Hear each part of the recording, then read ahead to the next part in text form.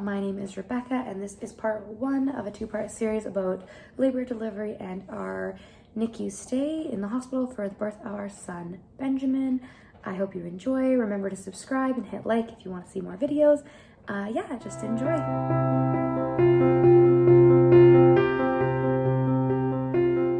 All right, so I went into labor on July 27th. My husband got home from an afternoon shift and we were just sitting at our kitchen island and talking about his day and everything, and then all of a sudden, there's a huge gush of liquid, and I was like, oh, like what happened? I don't think my water broke, because Ben's due date wasn't actually till August 27th. So I was like, no, it must just be something else. No, nothing to be concerned about. But then my husband was like, no, we need to call 811. So he called 811 and was like, go pack the hospital bag and get everything ready just in case this is like legit happening. So I was like, all right. And I headed over to our nursery. I was packing everything nonchalant. My sister was staying with us. I went and told her like, oh, we might be going to the hospital. Like, don't be concerned though. Like, nothing's really gonna happen. It's just probably something minor. And then he got off the phone with 811 and he came down. He was like, no, like they say we need to go like now. So I was like, oh, I'm not in a rush. I finished packing up my hospital bag. I finished packing up the baby's bag, my husband's stuff. We loaded the vehicle. We didn't have the car seat installed. So we installed the car seat really quickly and we headed off to the hospital, which is like a probably 25-minute drive from our house. So I was just really calm. I wasn't concerned. My younger sister was here to look after our dog. We were just hanging out. It was a regular day. And then we got to the hospital and they did this test to check if it's amniotic fluid or what else it could have been. And it was amniotic fluid. So the nurse came in at about 2 o'clock, this would have been, and she was like, no, like you're gonna leave this hospital with the baby. And we were kind of freaked out because we were only 35 weeks along. So this would mean that our son or daughter was going to be premature. We had no idea what we were going to have. So I started to panic, of course, but then I was really excited because I was like, oh, I get to meet our first baby like a month early. So we were kind of like scared, but also super excited. It was a weird feeling. So we got to the hospital. When we got there, we had to do the whole COVID thing. We got up, we got checked into our room finally after they found out I was going to be in labor. They let me and my husband rest for a while they gave me antibiotics because I hadn't had my group B strep yet because I was so far along. My appointment was actually supposed to be the next day to get that done. And then they were just gonna let me see if I went into labor on my own, and then if not, they were gonna come in that morning and give me Pitocin to start, or no, oxytocin? Something to start my contractions. So it was about 3:30 when I finally had come down enough from the fact that we were gonna have the baby to realize okay, I should rest. And then I went to go lay down, and of course that's when my contractions started happening. So Eli rested as much as he could. So he slept from probably 4 till 6:30, 7. I was trying to wait to wake him up because I didn't want to wake him up before my contractions were too strong or anything important, because it's the last thing I wanted to do was to wake him up and he be exhausted and me be exhausted all day. So I tried to rest, and then about 6 o'clock my contractions got to the point where they were so uncomfortable that I couldn't lay in bed anymore. I was getting up, I was having to move around, and then at 7 o'clock I had to go to the washroom so bad. I had to ask a nurse. So I checked and made sure it was okay that I went to the washroom, and my body kind of just got rid of everything that I needed to. And I was like, okay, no, this is legit gonna happen. Obviously your body's ready, because I didn't have any drugs to start this process. It was just my body's water broke, and then boom, contractions almost 7-8 hours later. So my contractions were they were okay. They were coming every 6, 7, 8, 9, 10 minutes. They weren't consistent. They weren't lasting a very long time. So I wasn't really concerned. They checked my cervix and I was about 2 centimeters dilated. So they're like, oh, we've got a while. Don't worry. We'll see what happens before we give you anything. We'll just keep giving you the antibiotics. So they just kept giving me the antibiotics and just monitoring me. They hooked me up to the fetal monitor around my stomach, and they had my IV and everything for the antibiotics, obviously. And then all of a sudden they were like, no, we kind of want to get this going a bit faster. So we're going to give you something to help get the contractions to get faster and longer and more effective. And they're like, it's going to take like a half an hour to kick in. So you have no, like, don't worry about it for like the next 20 minutes. But then like 2 minutes after I got this, they put it in my IV and I was having contractions back to back, like every minute, every 2 minutes. And they were strong. Like there was no sitting down. I had to be rocking on this birthing ball or standing up and like walking around. So I knew like something had changed, and obviously it wasn't the meds they gave me because they said it would take a half hour to kick in. So we were just waiting, seeing what was happening. I was going through these contractions, and then this was right before the morning shift changed, like the night shift changed to the day shift, sorry. So my nurse came in, she's like, do you want an epidural? The doctor, like the anesthesiologist, is about to go in for a C-section, so if you want the epidural before he does, you need to decide now. And at this point, I was like, no, I think I'll be okay. And then the contraction, like, it's hard because it's like all a blur, and Ben's like 16 weeks old, so I'm trying to remember, sorry. So she came in and asked the first time, and I was like, no, I want to do this naturally. Like, I don't want anything. So my contractions were still going strong. Then it was like another 45 minutes of me contracting like that, like back to back, no time to breathe, no time to prep myself for the next contraction, nothing. And I was like, Kate, maybe I do want the epidural. So I started considering it at that point because they checked my cervix again and I had not progressed at all. I was still at 2 centimeters, and I was like, Kate, if I haven't progressed, it's been 3 hours of labor and I'm still what I came in at, and my contractions are back to back. I'm like, obviously, like I was thinking, I'm not progressing. I don't know how much longer I can deal with back to back contractions with no rest in between. So I was like, no, like I want the epidural. So then they're like, okay, we'll go talk to the anesthesiologist. And they're like, oh, he's already in the C-section, so you have to wait. I was like, okay, like maybe by the time he's done, like I'll have his baby, won't be a big deal, whatever. Ugh. So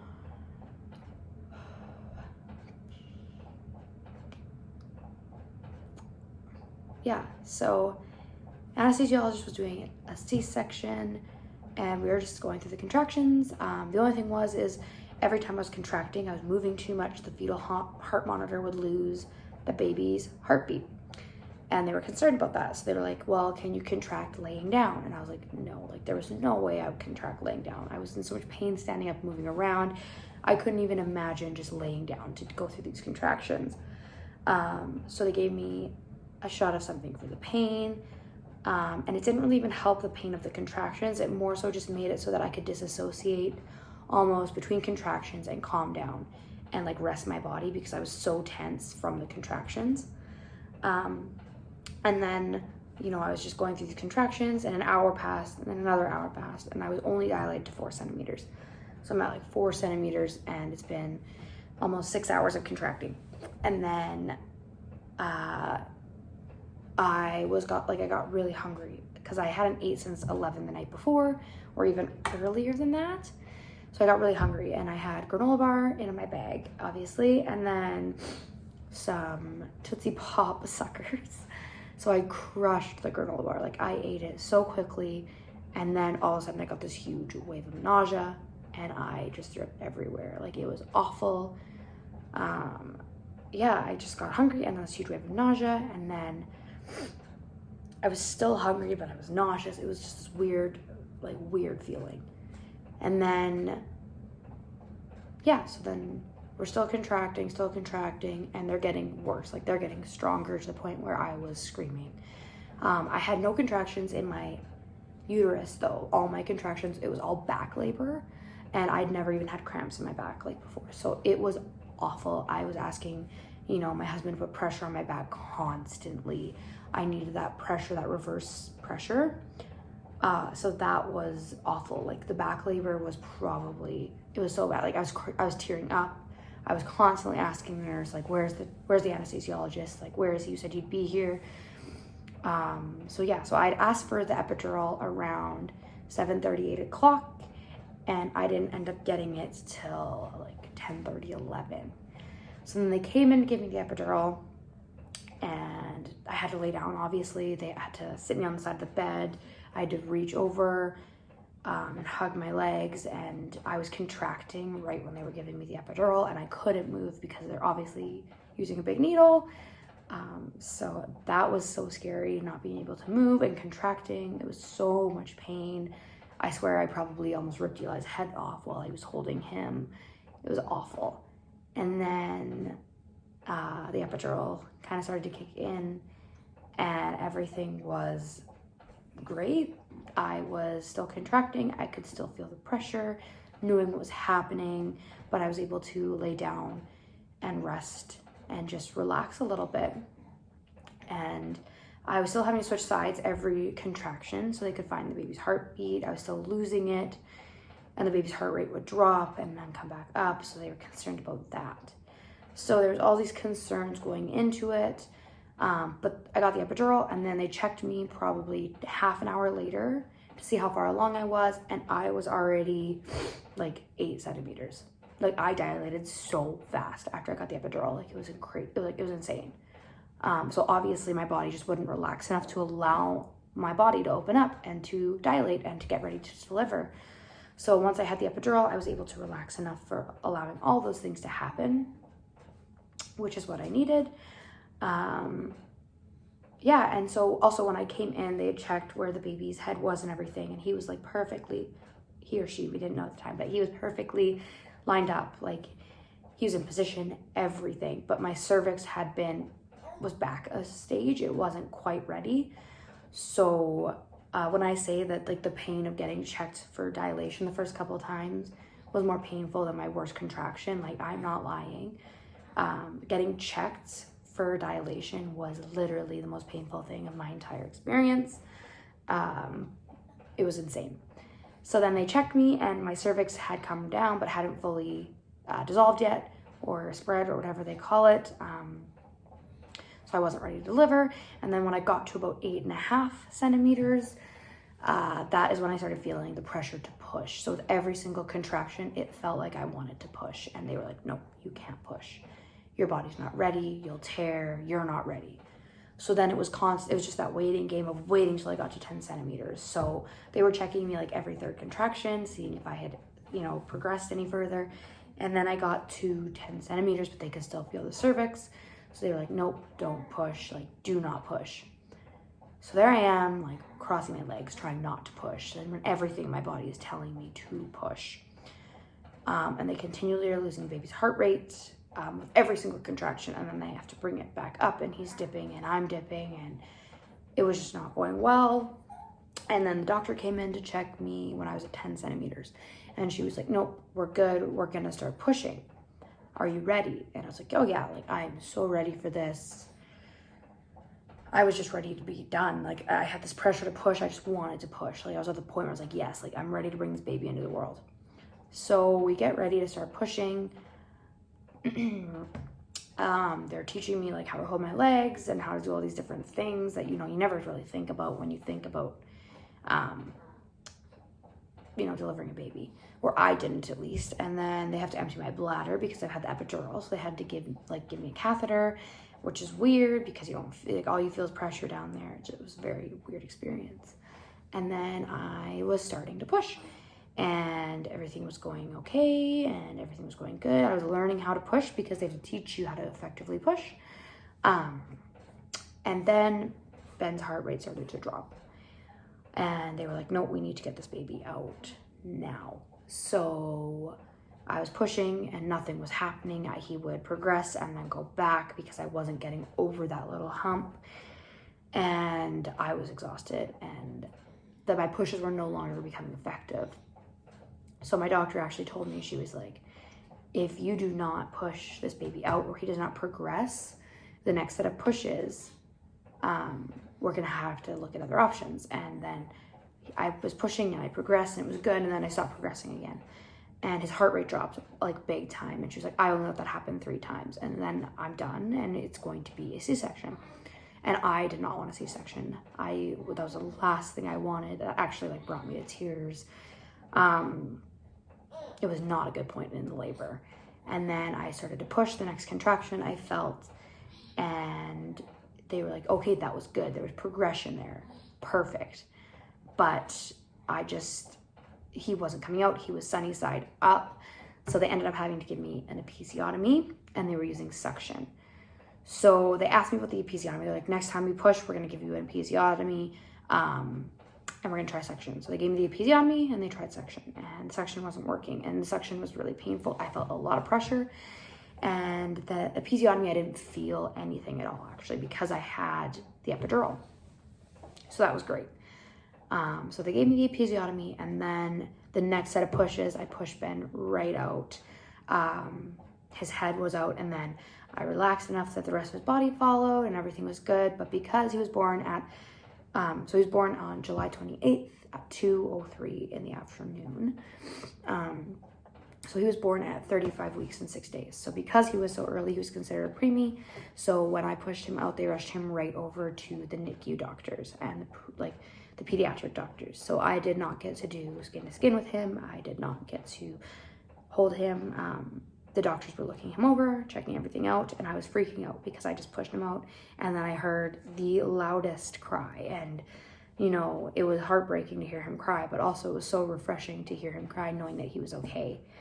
So he cried, and they checked him over, and Eli was sitting by me, and he went over to take pictures, and then they were about to leave, and I asked if I could hold him. So I got to hold him for about 2 minutes-ish before they took him.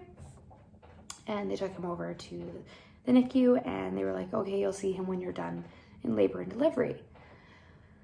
And, you know, you always have these dreams about what your labor is going to be like, and I wanted to do the skin to skin, and I wanted to do all of those amazing things, but that just wasn't part of our journey. And then I didn't get to see him for another hour and a half. So Eli went to the NICU to see Ben and deal with that.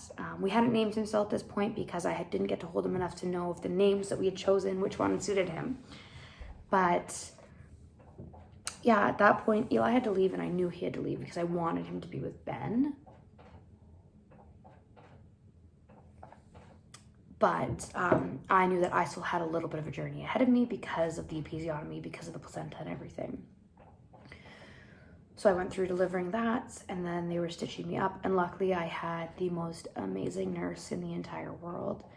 She was actually a nursing student, and she held my hand while I got stitched up because due to COVID, my mom, who was actually in Lethbridge at the time, wasn't allowed in the hospital. I was only allowed one support person, which I really wanted my mom to be there, but you know, with COVID, like with everything going on in the world, my mom was not able to be there. So this nursing student held my hand, and it was probably, I don't know how she knew that's what I needed, but she knew, and that was the most amazing thing that she could have done for me that day, and it was. So she held my hand while I got stitched up and everything, and then I ate like 4 pieces of peanut butter toast and chugged a bunch of apple juice, and I was so exhausted that I crashed and napped for an hour, which is good because I probably would have been worrying about Ben in the NICU had I not napped. So I napped, and then Eli came to check on me, and then he went back to the NICU, and then they gave me a sponge bath because my epidural, I still wasn't able to stand up anymore. And then they put me in the wheelchair, and they were supposed to take me right over to my room to check me in. But they took me to the NICU first to see Benjamin. And then I went to the NICU. Then I went to my room. So I went to the NICU, and I got to hold him and snuggle him, and we chose his name and all of those amazing things. And then after I knew that he was okay, at this point he was not hooked up to any monitors. He was just chilling, just hanging out with them. So then we went to the room that I was in, and I kind of, we dumped all of our hospital bags, and then we went back to see him. So yeah, that's kind of where our labor and delivery journey ends. It was nothing like I expected. I expected Monday night to go to the hospital and be told, oh, you're just first-time parents, you're overreacting. And then we ended up having a baby, which was crazy. But yeah, stay tuned for part 2, which is going to be covering our NICU stay and our experiences and everything, and how COVID affected our stay and everything. So yeah, thanks for watching. Remember to subscribe and hit like.